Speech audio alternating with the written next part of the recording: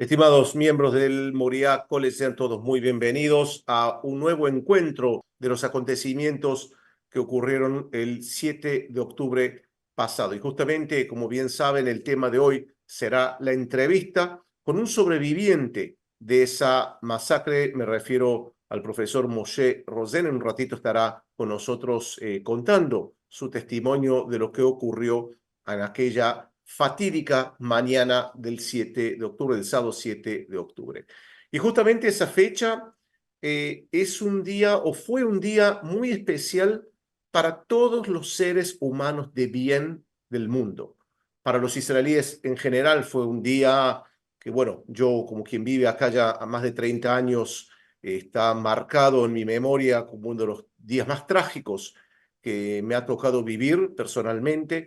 Y se pueden imaginar lo que significa el 7 de octubre para las víctimas de ese tremendo ataque terrorista perpetrado por el Hamas, sean los familiares de los asesinados, sean los secuestrados que todavía están en Gaza, o los familiares de los secuestrados, los heridos, los que fueron robados, las violaciones y otros actos criminales, otras atrocidades cometidas por el grupo terrorista Hamas.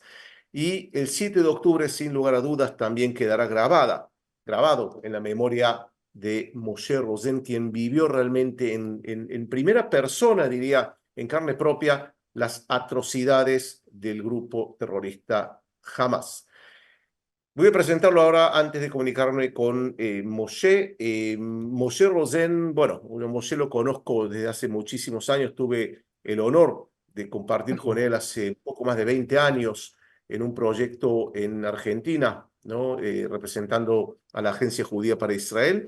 Pero bueno, Moshe Rosen es miembro del Kibbutz Nir Yitzhak, bien cerquita de la frontera con Gaza, en el Estado de Israel. Estudió historia en la Academia Sapir del Negev y en la Universidad de Ben Gurion de Beersheba, y entre los años 2006 y 2009, como les mencioné, realizó proyectos educativos y comunitarios como emisario en América Latina de la Agencia Judía y el Movimiento Kibutziano de Israel. Ahí, como decía, tuve el gran honor y el orgullo de conocerlo. Y bueno, nuestros caminos se perdieron en el camino, se pueden decir, y creo que, si no me equivoco, unos 10 días después del ataque 7 de octubre, recibo un mensaje de Moshe, después de muchos años que no estábamos en contacto, y bueno, ahí empezamos un diálogo. Me contó lo que le había ocurrido, y bueno, fue para mí tremendo escuchar también lo que me contaba.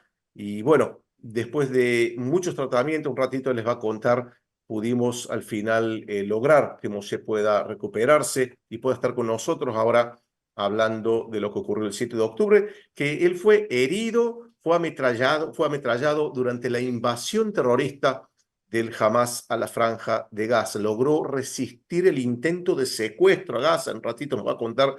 Su casa en el kibutz resultó destruida, y además, bueno, de las heridas, de todo lo que ocurrió, también robaron sus pertenencias, ¿no? Digamos, además de todo lo que ocurre. Así que bueno, ahora sí nos comunicamos con Moshe Rosen. Moshe, un gusto saludarte. Me hubiese gustado saludarte en circunstancias un poquito más felices y alegres, pero bueno, estamos aquí. Quiero agradecer tu presencia en este encuentro. Gracias por esta tan amable convocatoria, y para mí también hubiese sido un gusto mucho mayor compartir contigo y con nuestra audiencia algunos de los temas en los cuales trabajamos conjuntamente, que son temas de carácter educativo y cultural. Pero le adjudico mucha importancia a este tipo de encuentro, porque si bien los medios periodísticos constantemente se dedican a lo que está sucediendo ahora en Medio Oriente y específicamente en la franja de Gaza, no siempre lo hacen desde el prisma que permite realmente concebir qué es lo que pasó. Eh, yo creo que, y enseguida quizás vamos a entrar un poco más en detalle para entender la complejidad del tema, y es que se habla quizás mucho de lo que está pasando ahora en Gaza, pero se omite, se minimiza, eh, y muchas veces se niega, que eso es peor todavía, lo que pasó el 7 de octubre. Y entonces hay como una especie de inversión de términos, inclusive de conceptos. Por ejemplo, cuando se habla del concepto de genocidio, y con eso voy a entrar un poco ya concretamente, con más precisión, voy a tratar de hacer un breve relato que es lo que nos pasó y cómo fuimos heridos. Nosotros fuimos heridos frente a un grito genocida que es Itbah al-Yahud, maten al judío. Ese es el grito con el cual nosotros en la mañana del sábado 7 de octubre del 2023 nos vimos rodeados de una horda de invasores desde la Franja de Gaza. Nosotros estábamos en un refugio que resultó ser un refugio efectivo para ataques de tipo balístico, pero no para la incursión masiva de invasores pertrechados con muchísimas armas. eh, Fue una mañana realmente infernal cuando en horas más cercanas al mediodía, de pronto mi señora Diana y yo percibimos un ruido tremendo, y es que habían derrumbado la puerta de entrada y las ventanas de nuestra casa. La Jihad y el Hamas entraron en nuestro hogar y en pocos segundos ya estuvieron frente a nuestro refugio. No somos gente joven, así que pero con nuestras magras fuerzas logramos sostener la puerta del refugio para evitar la entrada de los invasores. Eh, y lo logramos. Lamentablemente, este éxito en realidad de alguna manera fue también un fracaso, porque al no poder abrir manualmente la puerta, dispararon. eh, Como bien decía Ariel, allí esos disparos fuimos ametrallados, inclusive la ráfaga alcanzó la pared opuesta del refugio. La puerta se abre en ese momento y eh, los, eh, los terroristas, los saboteadores, los invasores del Hamas y de la Jihad nos ordenan con signos eh, salir de allí, y nos obligan a acompañarlos. A todo esto, nosotros estamos heridos, nuestras manos sangran, eh, pero eso obviamente no convence a aquellos que vinieron de antemano con intenciones homicidas. Y entonces nos obligan a acompañarnos así como estamos, sangrando terriblemente y con muchísimos dolores. Pero a propósito de los dolores, ellos nos amenazan que si nosotros nos atrevemos a pedir auxilio o inclusive a llorar o a gritar, vamos a ser ultimados. Y entonces prácticamente nos arrastran a una zona lindante entre las viviendas de nuestro kibutz Nir Yitzhak, y los campos de cultivo. En esa alambrada ya había una brecha que imagino que la prepararon previamente, quizás para la incursión, y que también sirvió para el secuestro de una familia amiga unos segundos antes, Clara Marman y la gente que estaba en su casa. Clara Marman, quizás ustedes ya lo pudieron ver en el exterior, afortunadamente fue liberada, pero su pareja y su hermano todavía están allí. Y eso es lo que los asesinos invasores iban a hacer con nosotros. Nos iban a secuestrar a nosotros y a llevarnos a Gaza. Eh, yo estaba tan herido con una certeza de que en unos segundos más me iba a derrumbar por la herida, por el dolor, que atiné solo a decir ambulancia, hospital. Eh, los sujetos que nos apresaron nos respondieron que nos hicieron signos porque en realidad no hablábamos, sino que nos manejábamos con señales de que en algunos minutos más tiene que llegar un automóvil con el cual vamos a ser trasladados. Eh, Comenzaron a pasar por la brecha que había en el que les conté recién, por el alambrado ese, y nosotros vimos como también no solamente los terroristas, que entre paréntesis, yo dudo en llamarlos terroristas, eh, porque son ejecutores del terror y de la muerte, pero en ese momento estaban vestidos con uniforme de ejército regular y estaban perfectamente armados y tenían instrumentos de comunicación que hoy sabemos que fueron suministrados por la República Islámica del Irán, pero cerremos este paréntesis porque estamos en el momento en el cual eh, esta gente pasa por el alambrado y nos indican que nosotros tenemos que pasar y en ese momento eh, resolvimos jugarnos el todo por el todo y decir que a Gaza nosotros no vamos. eh, y dije, we go home.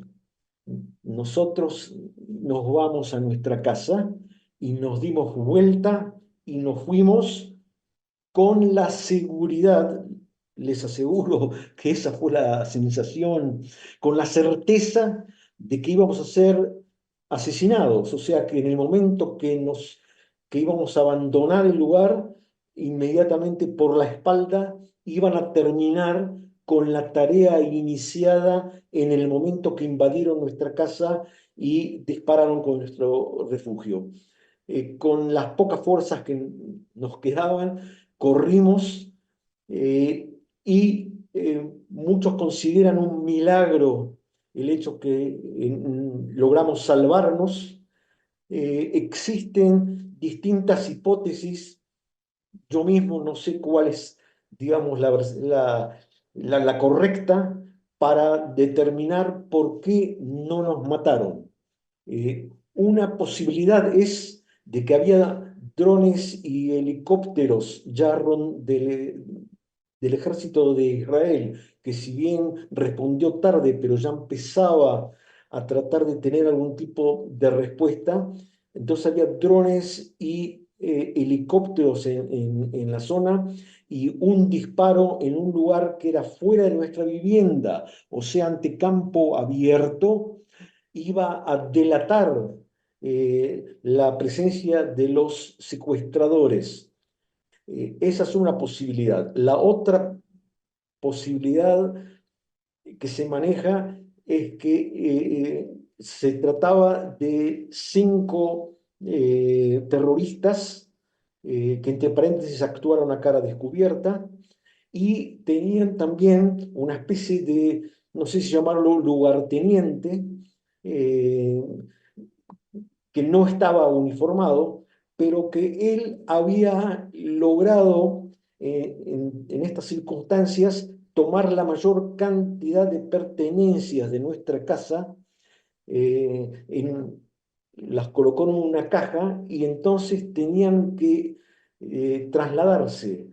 Si es que iba a llegar un vehículo, el conductor del vehículo, los cinco secuestradores y el ladrón, llamémoslo entre comillas así, ¿no? Aunque todo es parte de un mismo crimen perfectamente organizado.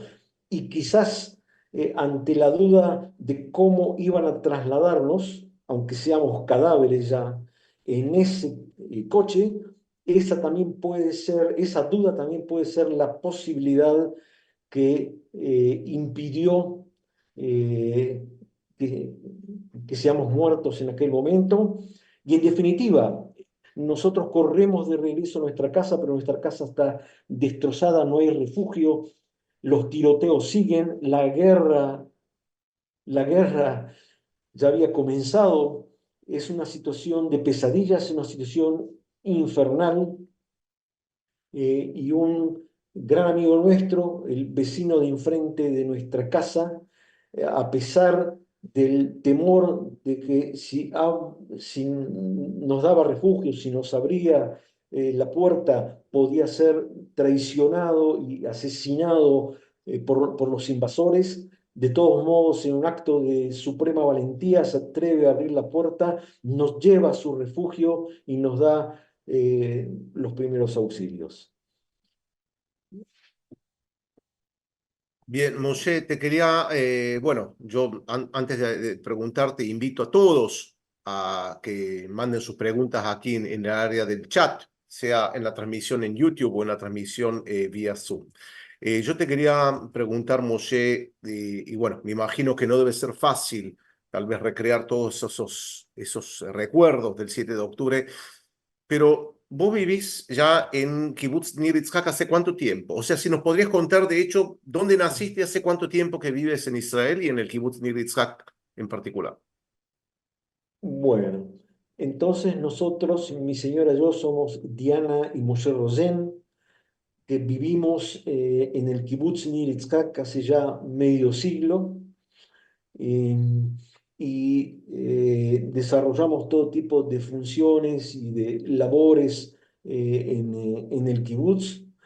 Eh, Nacimos y nos educamos en la Argentina y movilizados por ideas que tienen que ver con el movimiento de liberación nacional del pueblo judío, el sionismo, y por otro lado de justicia social que creemos que se puede cristalizar en algún tipo de vida de comuna, como al kibutz al cual nos habíamos integrado. Entonces vivimos en ese lugar, y cabe destacar también de que durante ya muchos años teníamos ya lamentablemente una cierta actitud de rutina defensiva frente a las agresiones del Hamas y de la Yihad Islámica desde la Franja de Gaza. Me refiero a los ataques de tipo balístico. Por eso que eh, tenemos en nuestras casas un refugio que es un refugio blindado y que era, como dije antes, efectivo frente a cohetes, pero no ante la presencia masiva de invasores armados, etcétera.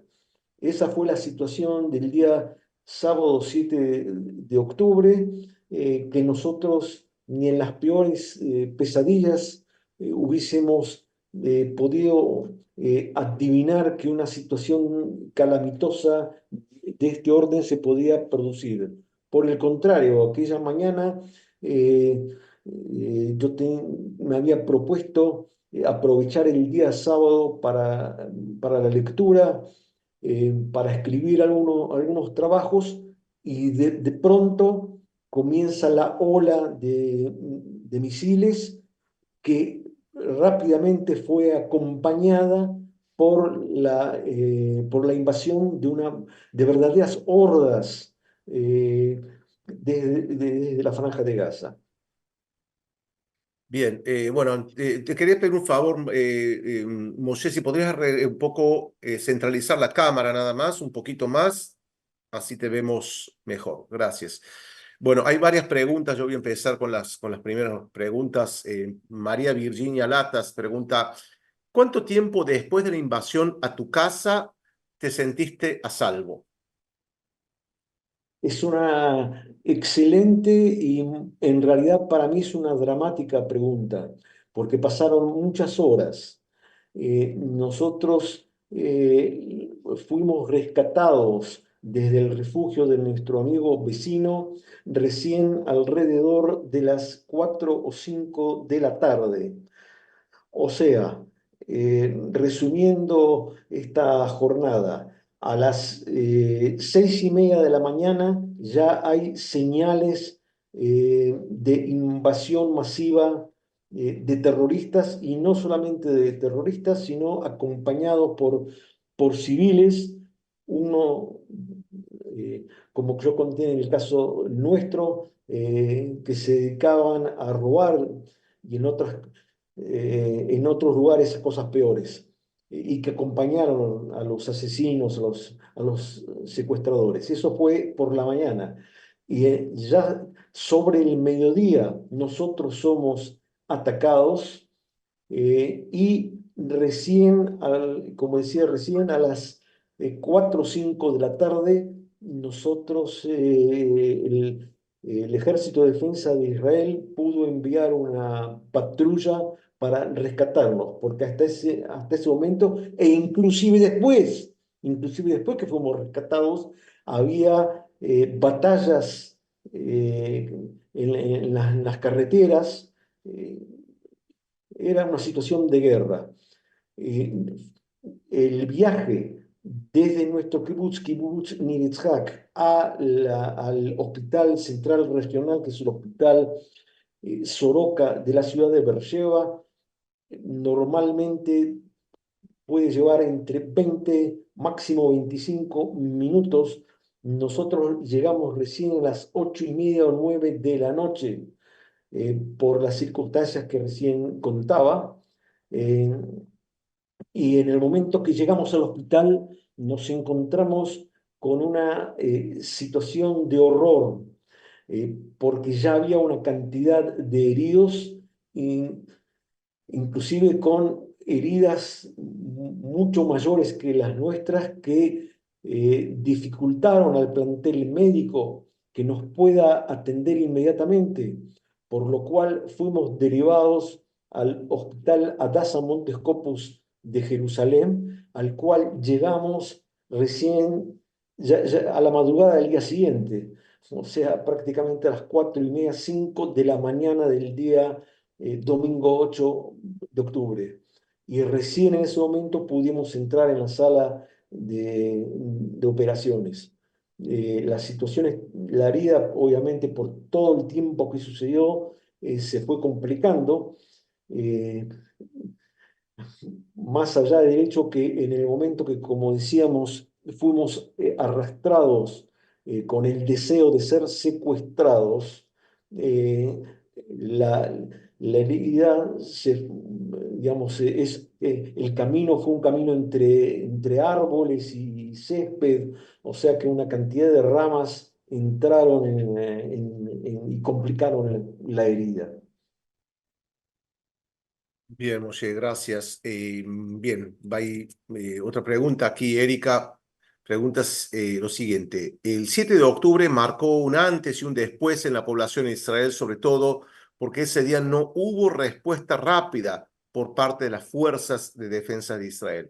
A partir de ahora, ¿se está preparando cada familia con sus propias armas para defenderse ante cualquier otra situación? No, yo no creo que esa deba ser una responsabilidad individual o familiar. Obviamente, eh, la responsabilidad de cada familia por resguardar su integridad física y la de sus seres queridos, pero en lo que se refiere a la resistencia armada frente a este tipo de agresiones, yo creo que esa eh, es la función de las autoridades, en este caso del ejército de Israel, eh, y en definitiva del gobierno. Esa, yo creo de que eh, nosotros podemos tener varios aprendizajes de toda esta situación. Una tiene que ver con la sorpresa, con el impacto de las primeras horas de aquella mañana. Eso va a tener que ser investigado porque un país serio y con las fuerzas de defensa de Israel, que generalmente tratan de estar organizadas, entonces van a tener que rendir cuentas a sí mismos, principalmente para evitar que se produzcan situaciones catastróficas similares.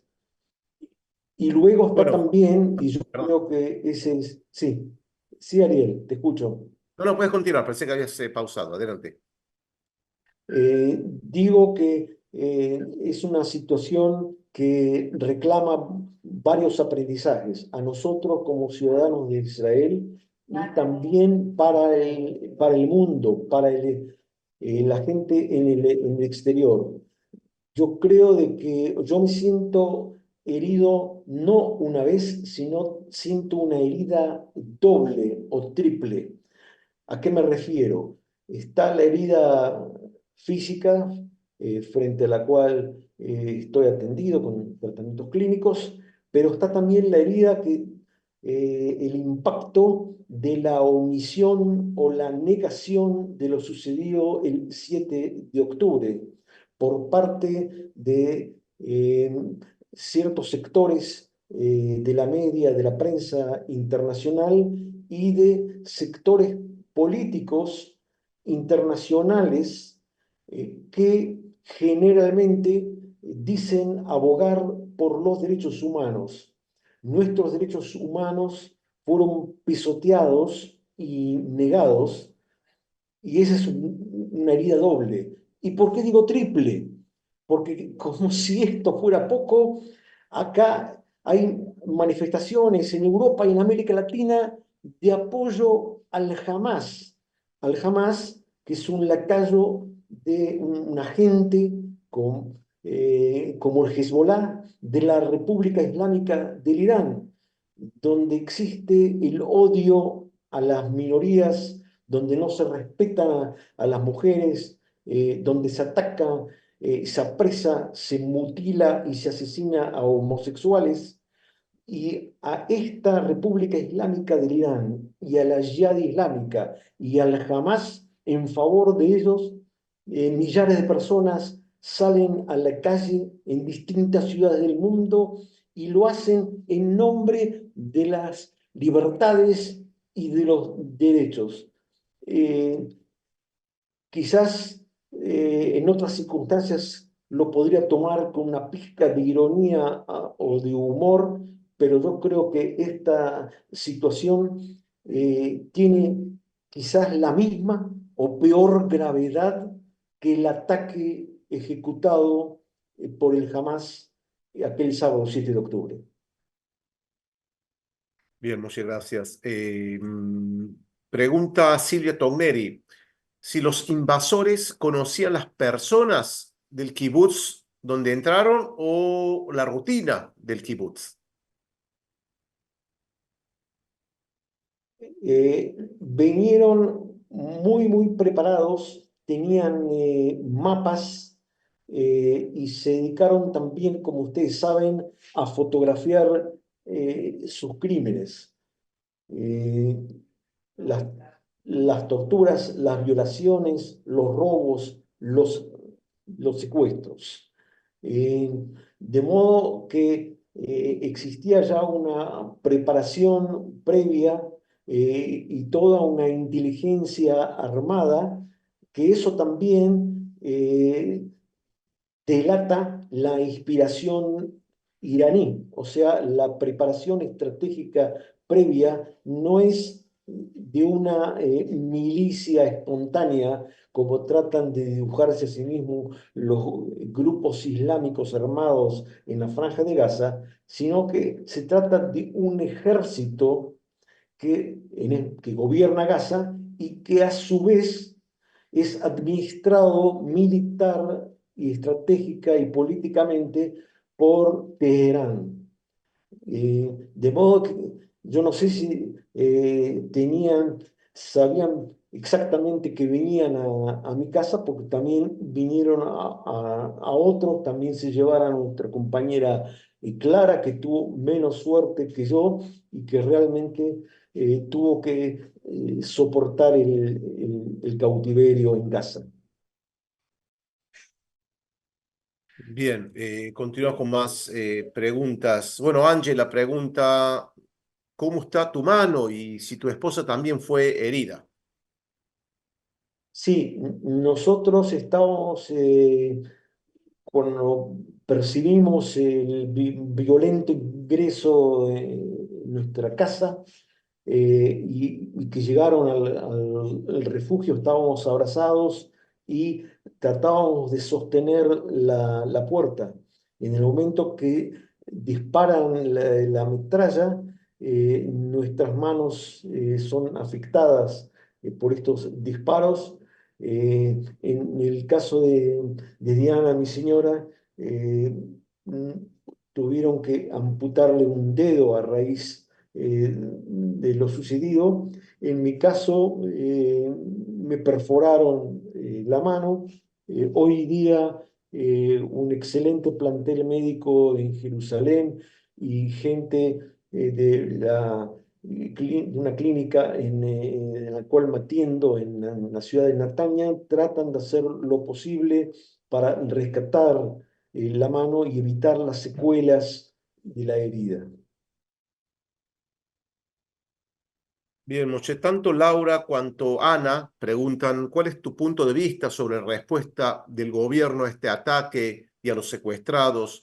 ¿Cómo ves el futuro y la reorganización de la vida en estos kibutzim tras la guerra? Bien, respecto del regreso a una cierta normalidad, que es el deseo de todas hay más de 100.000 personas, se calcula en 125.000, 126.000 personas, ciudadanos de Israel, que tuvieron que ser evacuados del sur y del norte del país ante esta guerra, ante las amenazas del Hamas en el sur y del Hezbollah desde el Líbano. Eh, el deseo, la aspiración, el sueño eh, de la ciudadanía israelí es volver a sus lugares, pero para eso hace falta pasar varias etapas imprescindibles. La primera es la reconstrucción de los lugares que fueron demolidos, incendiados en el ataque del Hamas y a su vez lograr o asegurar algún modo de vida que esté exento de todas estas amenazas, no solamente de las invasiones, sino también de los ataques balísticos que estuvimos sufriendo durante tantos años antes y que yo definí antes como una cierta rutina, la fatal rutina de estar esperando un misil. En cuanto a la actuación de Israel frente a estas circunstancias, yo creo que desde todo punto de vista, lo principal es el rescate, la libertad para todos los cautivos, para todos los secuestrados. Cada día y cada hora que ellos están en los túneles subterráneos del Hamas, que entre paréntesis, como ustedes saben, construyó una red de túneles que es más larga que las redes de trenes subterráneos de las principales ciudades del mundo. Y en esos túneles bajo tierra, en este momento, nosotros tememos por la vida de los secuestrados. eh, no sabemos si realmente les fueron entregados los medicamentos prometidos, y lo que sí sabemos es que algunos de ellos ya fueron asesinados por los captores. Bien, más preguntas. Karen pregunta, ¿Israel considera la posibilidad de haber infiltrados dentro del ejército israelí? No, no creo de que esa fue de que que existe un riesgo de esa naturaleza, aunque eh, en todo el mundo existe espionaje, contraespionaje, pero no creo que eso fue lo que incidió. Eh, Pienso que acá el, el pecado fue la falta de atención frente a la inminencia del peligro por parte de una organización de terror y de muerte como es el Hamas y la Jihad Islámica, eh, que están movilizados por teorías teocráticas. Ustedes saben de que el artículo 7 del acta fundacional del Hamas es el exterminio del Estado de Israel y inclusive lo complementan con un añadido tomado presuntamente de fuentes religiosas de ellos, en el cual hablan que hasta los árboles van a gritar para que los judíos no puedan ocultarse y los musulmanes los puedan ultimar. Ese tipo de detalles son figuran en el acta fundacional y que conduce las maniobras del Hamas. De modo que cuando esa irracionalidad de la ideología, entonces ese es el motor como para la muerte y el terror que ellos sembraron el sábado 7 de octubre y los días subsiguientes. Ok, Laura pregunta si existe miedo por parte de los sobrevivientes o aquellos secuestrados que fueron liberados, de contar lo que ha ocurrido por miedo a represalias a los que están aún secuestrados en Gaza. Probablemente, porque es cierto de que no sabemos con exactitud toda la cantidad de torturas y de violaciones sufridas, y probablemente existe también ese miedo de represalia. Creo también de que por lo menos en los primeros días había como un sentimiento de vergüenza, de revelar al mundo lo que fue fotografiado por las cámaras corporales de los invasores. Eh, entonces acá como que se juntaron varios motivos que desplazaron la mira del país y quizás también del mundo sobre los crímenes de aquel 7 de octubre. Pero efectivamente hay un temor bastante grande por la vida y por la integridad física de la gente que se encuentra y de aquellos que quizás no se encuentran. ¿A qué me refiero? Nosotros sabemos de 136 cautivos. No sabemos si todos están con vida y no sabemos si todos aquellos que nosotros creemos que fueron secuestrados realmente lo son. Probablemente ya están desaparecidos o fueron desaparecidos eh, previamente. Esa es la situación, por ejemplo, de un miembro de nuestro kibutz, Lior Rudaev, eh, también nacido en Argentina, un hombre de 60 años y que ya había previamente tenía problemas cardíacos y que sabemos que fue herido y que fue en aquella jornada y eh, pensar qué está pasando en este preciso momento que yo hablo con ustedes, cuál es la circunstancia por la cual está atravesando es algo terrible. Pregunta Moshe, pregunta Anita si crees que se logrará acabar con todos los túneles para que nunca más se puedan volver a utilizar. Los túneles jamás, lógicamente.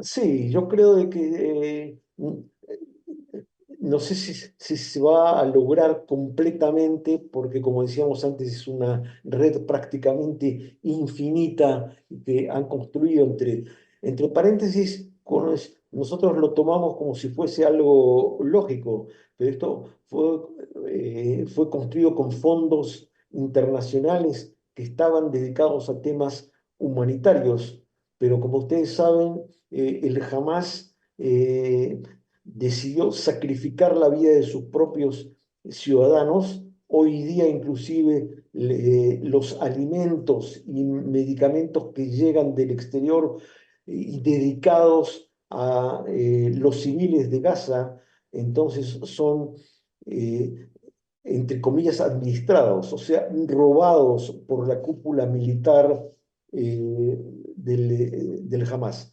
Yo creo de que la respuesta tanto a los túneles como a los cohetes, toda, todo el armamento bélico que en gigantescas, exorbitantes cantidades se descubre ahora en Gaza, merecen una aplicación o una respuesta que no se circunscriba al aspecto militar, sino que también tenga características políticas serias a largo plazo, con aval internacional, eh, para evitar que una situación de esta naturaleza no se produzca nunca más, no solamente contra Israel, sino a nadie se merece, ningún país se merece este tipo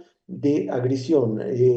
Gaza, de todas las agencias que tiene Irán, se había convertido en una base militar donde los civiles, donde 2 millones de personas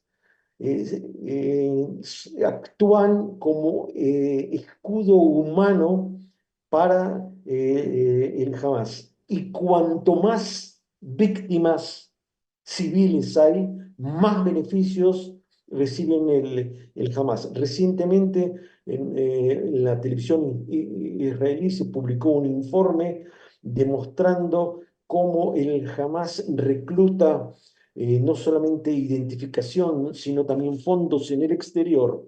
Y obviamente cuando envían filmaciones de civiles que caen como resultado de las batallas actualmente libradas en casa, eso despierta la motivación de la gente para sus aportes que en definitiva regeneran o provocan el rearme del Hamas. Bien, Moshe, hay algunas personas preguntando, si Ángela y otras, ¿cómo era es decir, si había contacto antes de la guerra entre la población civil de Gaza y los kibutzim? o tu kibutz en particular, gente que iba a trabajar. ¿Cómo era esa relación y cómo crees que va a ser la relación a futuro? Bien, existían relaciones y existían inclusive relaciones de amistad y había gente de Gaza que trabajaba en nuestra zona. Es más, eh, yo mismo participaba en lo que llamamos el Faro por la Convivencia, que era un grupo de israelíes que nos reuníamos justamente semana a semana para ver cómo podíamos incentivar relaciones bilaterales con la ciudadanía de Gaza.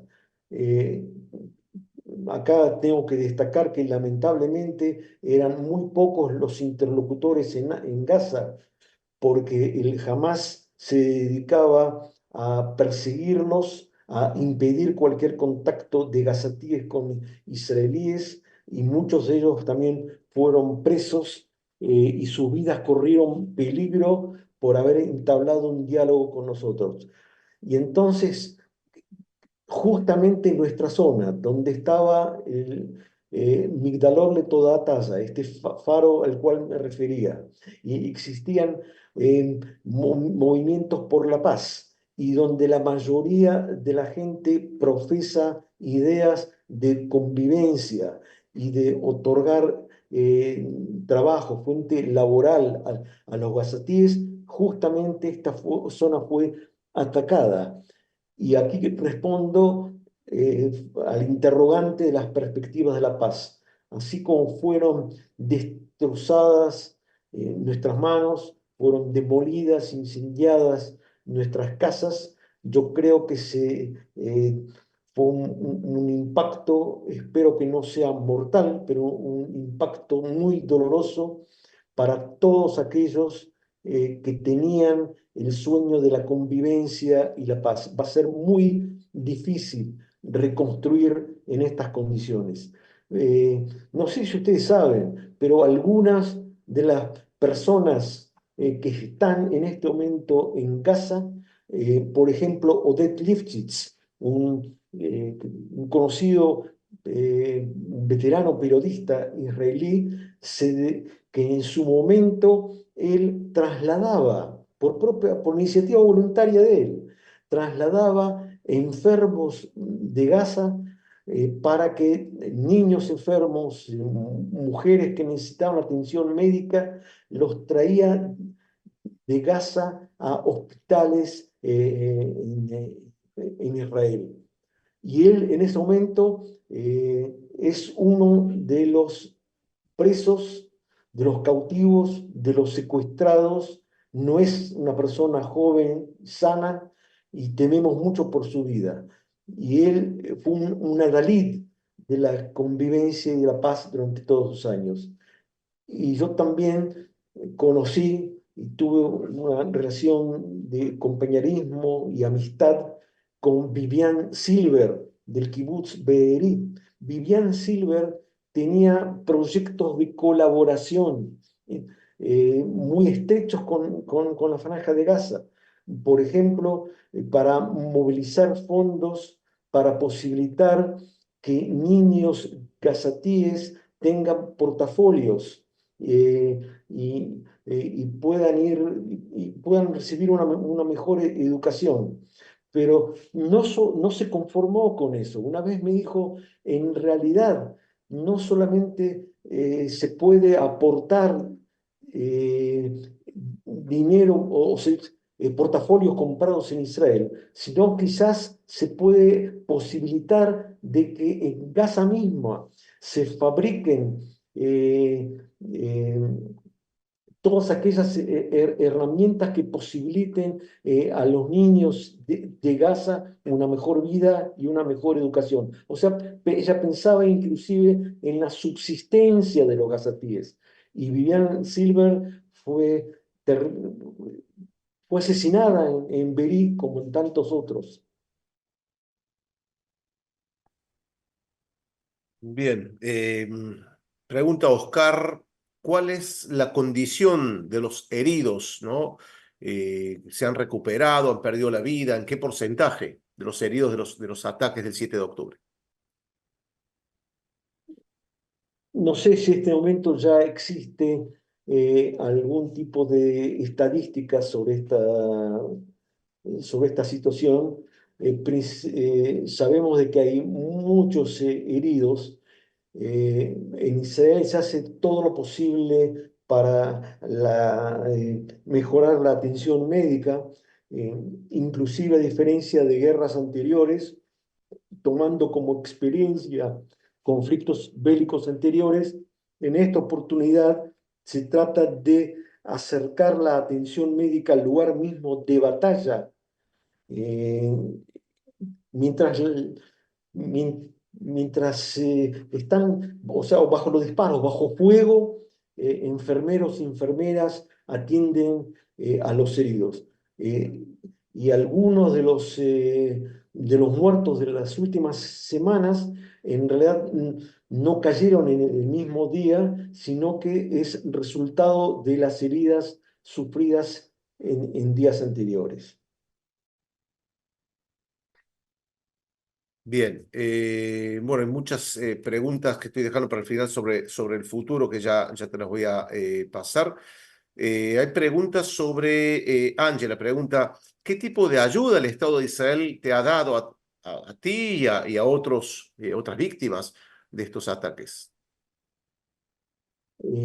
La ayuda estatal tarda en llegar. En realidad lo que está salvando a Israel es la organización de iniciativas civiles, desde abajo, desde la base, la buena voluntad de ciudadanos que se organizaron. Por ejemplo, cuando yo estaba en el hospital, niños de escuelas que nos traían sus dibujos, gente que trajo ropa, alimentos, porque nosotros, digamos, salimos de nuestra casa solamente con nuestra ropa ensangrentada.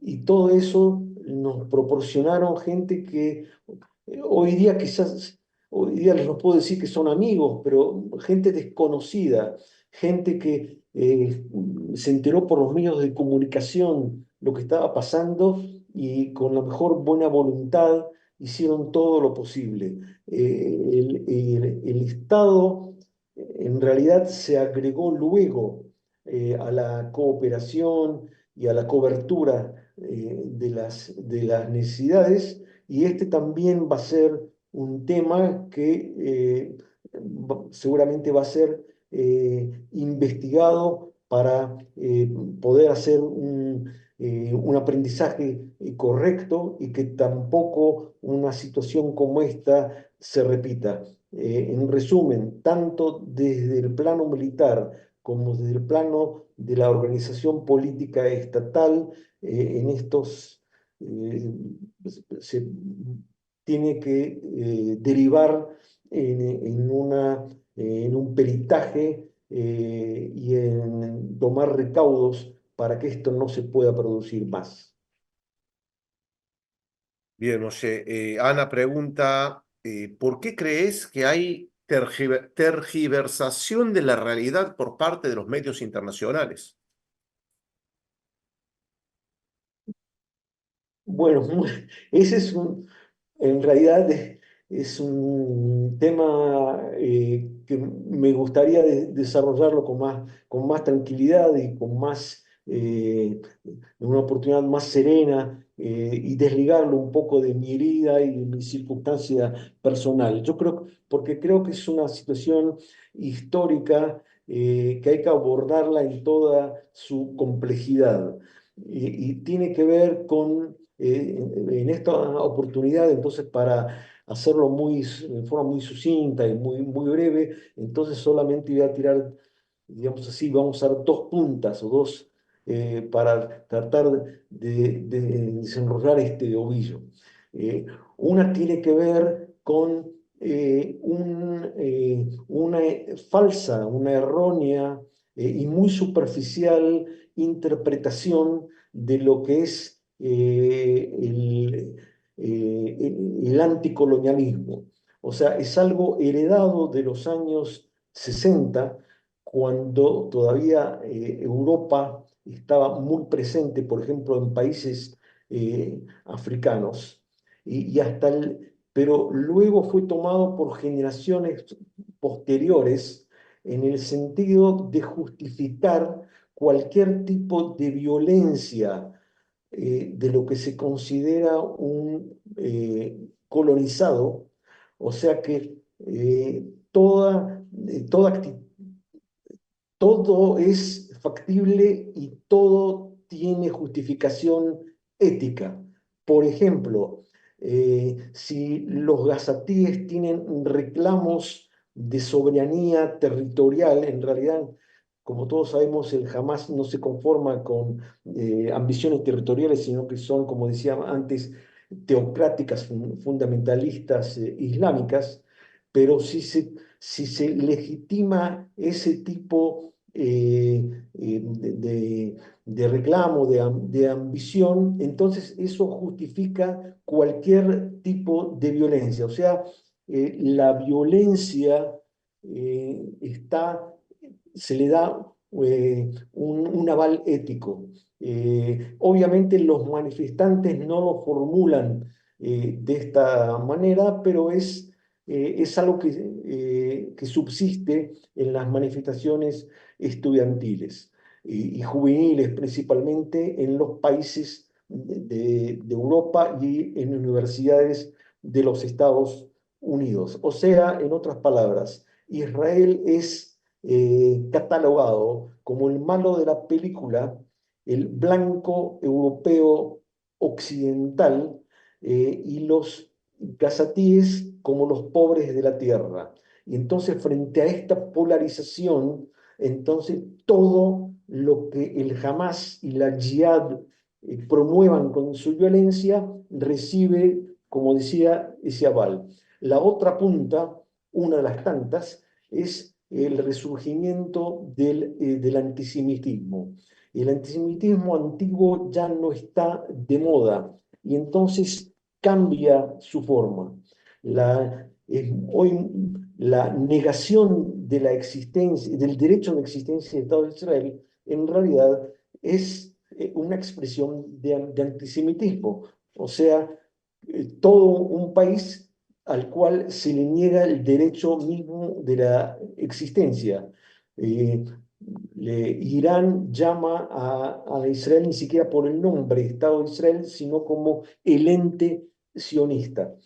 Y ese antisemitismo es muy digerible, entre comillas, para muchos sectores de la opinión pública, inclusive en América Latina.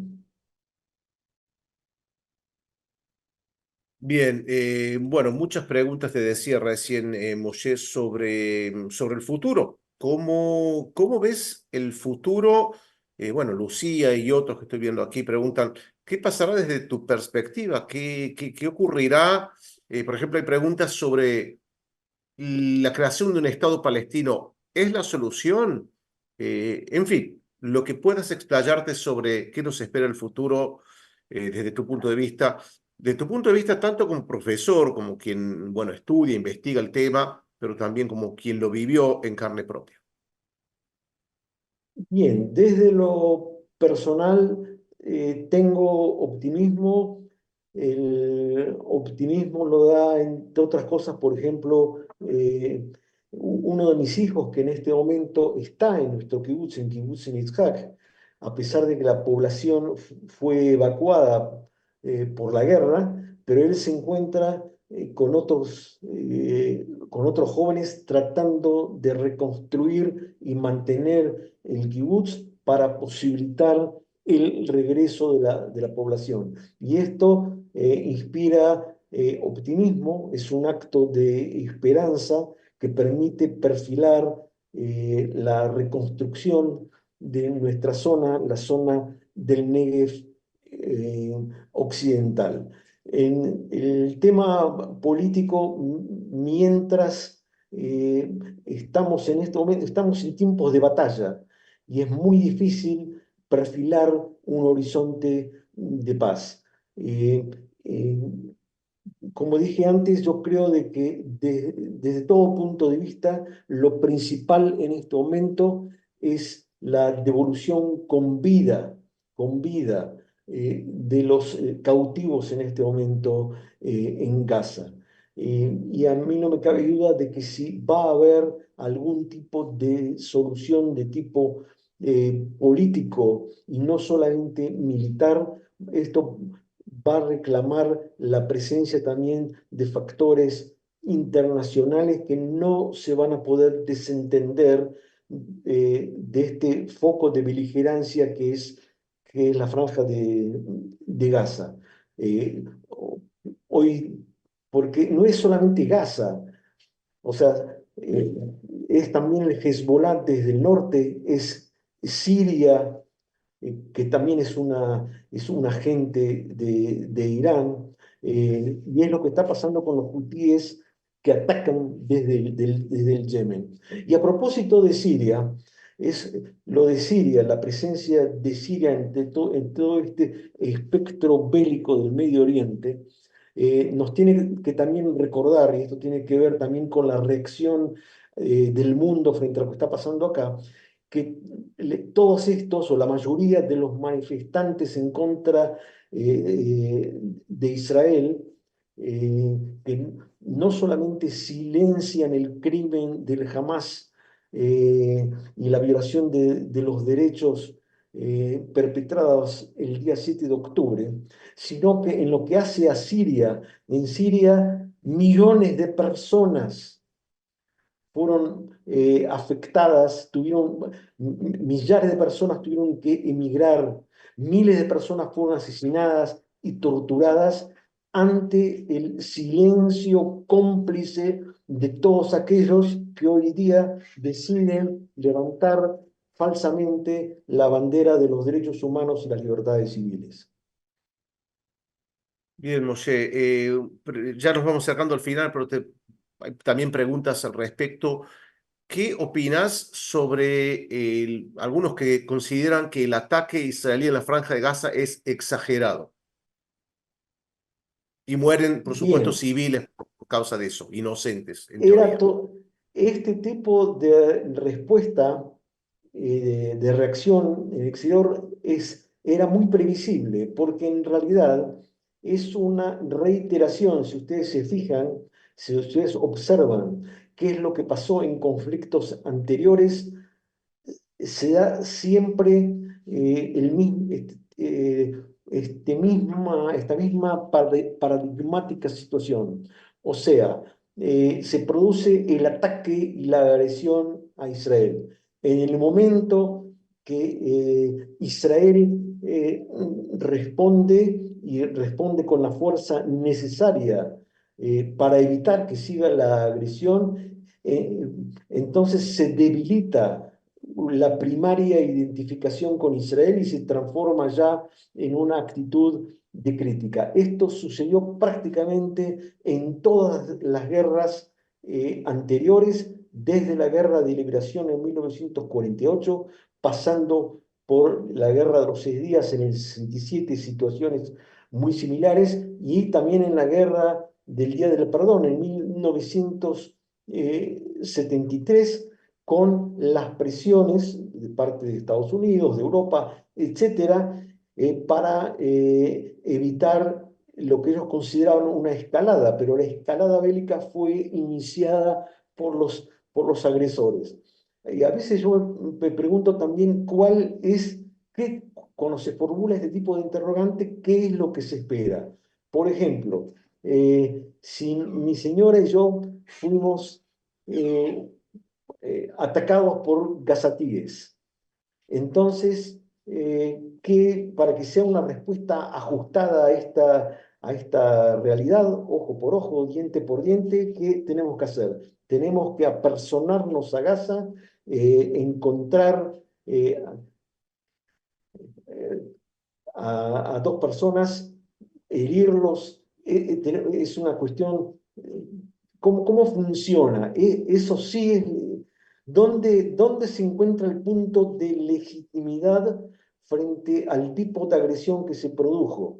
O sea, frente a, a los niños asesinados, a las personas decapitadas, a la gente que se encuentra ahora secuestrada y de la cual prácticamente no se habla, y en cambio todo el acento está puesto en la reacción israelí. Bien, bueno, ya estamos ya con las últimas preguntas. Pregunta Ana si crees que el testimonio directo como el tuyo y de otros puede ayudar a que desaparezca la ceguera de tanta gente. Ojalá. Eh, esperemos que sí.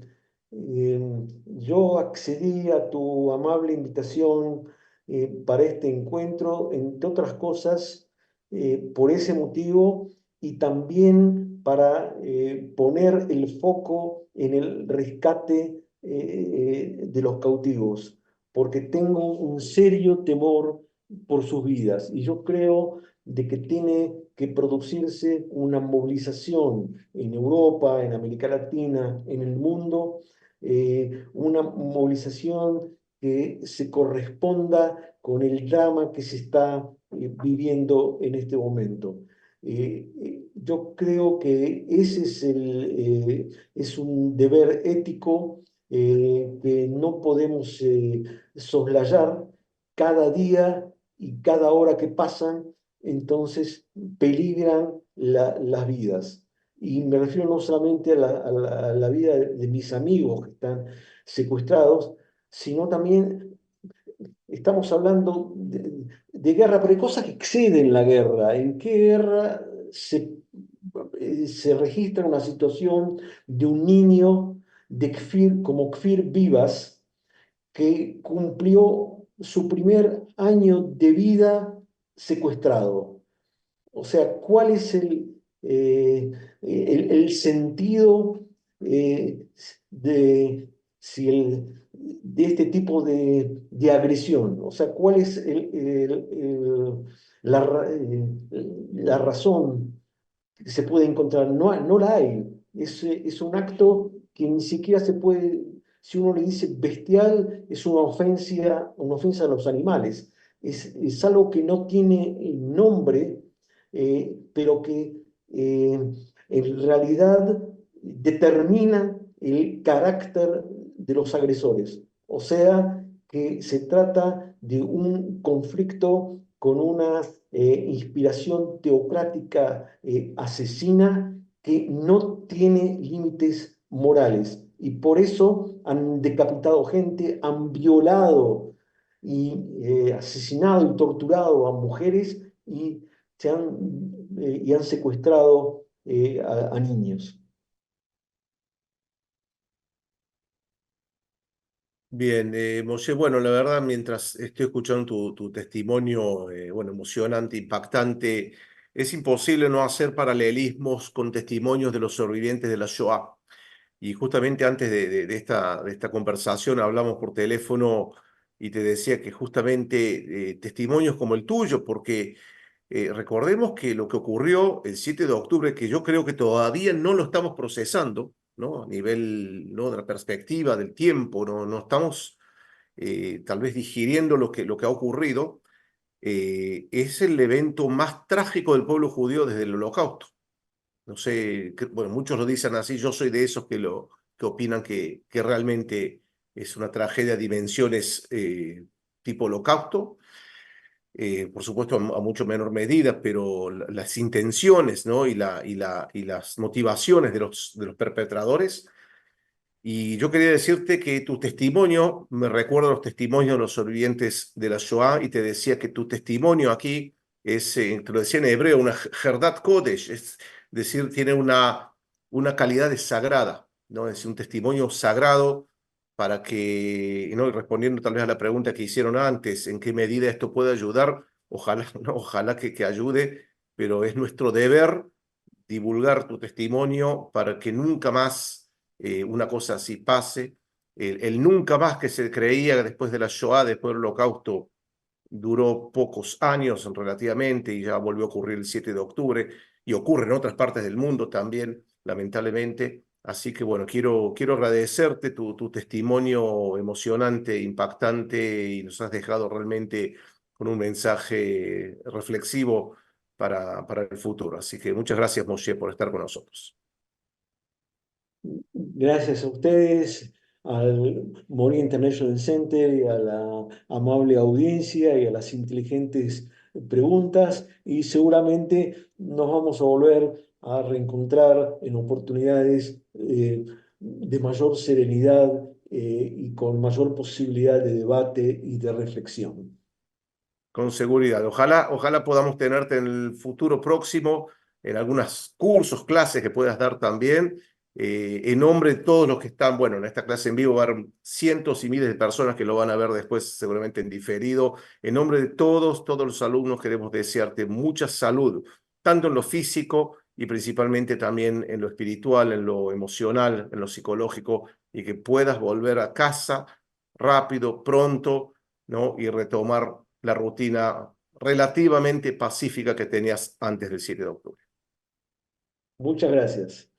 Gracias, Moshe. Shalom, shalom. Gracias, amigos. Gracias, Shabbat Shalom. Gracias por acompañarnos y nos vemos en la próxima. Hasta siempre. Gracias. Chao, chao.